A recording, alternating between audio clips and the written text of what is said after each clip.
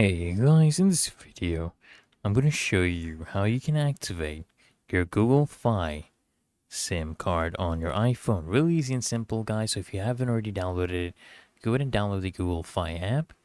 And then you want to go ahead and open this up.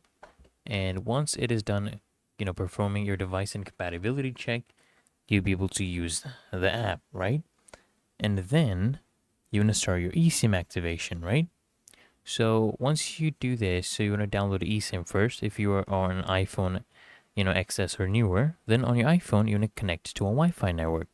You sign into your Google account connected with the phone number you want to use, and then go ahead and set up your phone number and download an eSIM on your iPhone, right? Then just follow the on-screen instructions, the in-app instructions.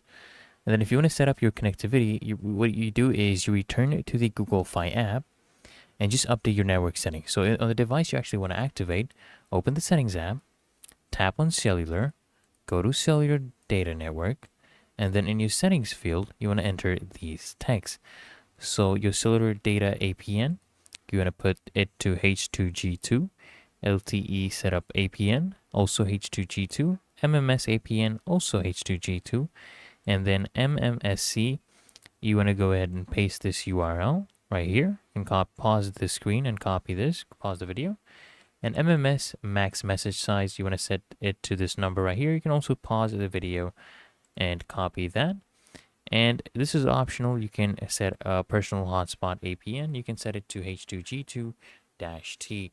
Really easy and simple, guys, and you will be able to activate your Google Fi SIM card on your iPhone.